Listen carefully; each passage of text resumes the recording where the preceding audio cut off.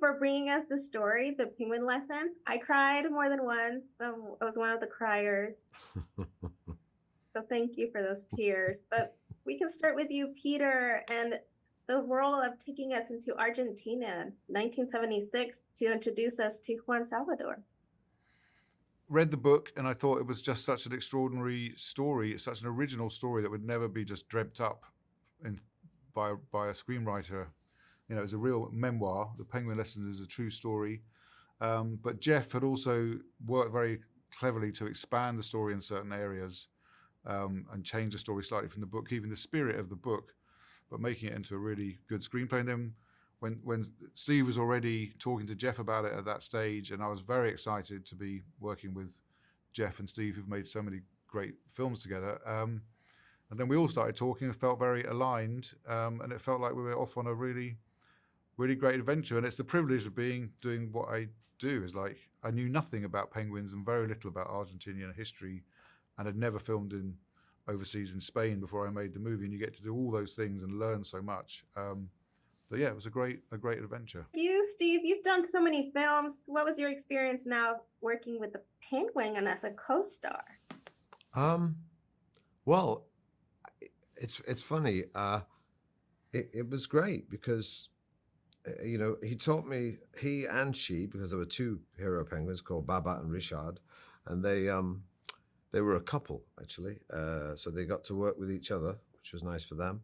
But I learned the penguin can steal a scene very easily by doing nothing, by just being a penguin. And they have this, you know, they don't smile or frown, so they have this inscrutability, and it's quite magnetic.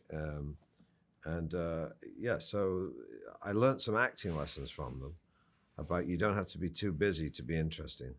You know, you don't have to get busy. And but also actually, in terms of how easy it was to work with them, it was a revelation, because I've worked with many more actors that are not particularly good sparring partners, so you know, there's a list of actors I obviously won't give you right now, but the Penguin would beat all of them if it came to my choice of who to work with next.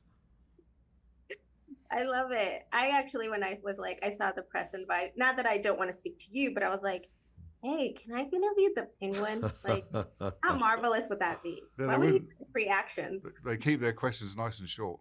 Yeah.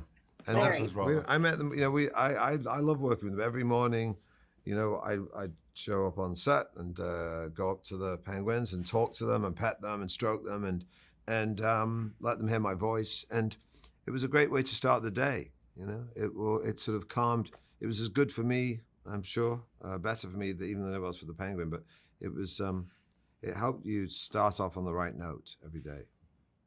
Well, you're very lucky. You're all very lucky in that aspect. But yes, like you said, it's based on a true story. Tom Mitchell's book. What was the experience of having him around? I believe he was around. You guys around the filming? No? Tom Michell, who wrote the book, The Penguin Lessons, he visited the set. We were in touch with him. I met him remotely and then in person in prep. I mean, one of the first things we had to talk to him about was making his character play, once Steve was playing the role. Tom Michell in the book is like 25, 26, and he's a kind of young, innocent man, just wants to travel Latin America, so he just finds a job as a teacher, whereas we kind of spoke to him and said we think it's a more interesting story if it's an older character who has more emotional baggage to get over in terms of that being an interesting conflict with the penguin, whereas the real Tom Michell in the book is kind of just a really nice young man, so less interesting for a drama. But he was very on board with that. Every time I talked to him about Tom's character in the screenplay, he'd just say, it doesn't matter about me, it's all about the penguin. And he's, you know, he loves the film. He's been doing some Q&As himself in the UK. And yeah, he's been a great collaborator. What kind of lessons do you hope people take away from watching the film? Because it's the penguin's lesson. Penguin lessons. So what's the lesson? Yeah.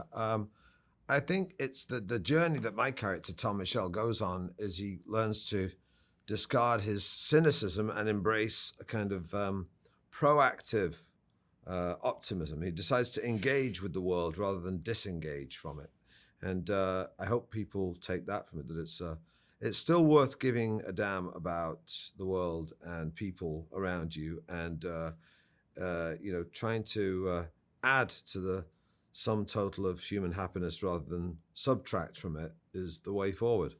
And penguins tend to contribute to humankind and or the world, and so we all need to draw that lesson from it. That despite the darkness that surrounds us, it's worth trying to be the best person you can be. The lesson in the Penguin Lessons is always work with children and animals. Yeah, I like that.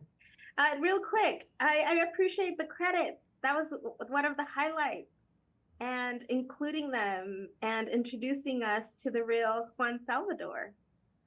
Well, the real Super 8 footage at the end of the movie, I don't know, we're giving it away now, spoiler alert, but it's on YouTube, so anyone can see it. They have to make sure to stay. It's on YouTube, yeah, and was the inspiration to Tom Michell himself to write the book. He discovered that film, and he told me that then he got it processed, took it to one of those places where you get it transferred to video, and then started talking to his wife about the story, and it all came flooding back when he saw that movie, and she said, "You've got to write this as a book." And I think he actually self-published it on Kindle at first, and then his publisher spotted it and published it, and the rest is history. I love it. Well, obviously I could not have Baba and Rishad, but maybe this is a little present. I've got one of those. I love penguins. I have them all over the place. I have one at the office. Yeah. They make great salt and pepper pots. I don't have that quite yet. Well, thank you so much for your time. Congratulations. And I can't wait for people to shed some tears of happiness. Thank you very much. Nancy. Thank you. Thank you. Bye-bye.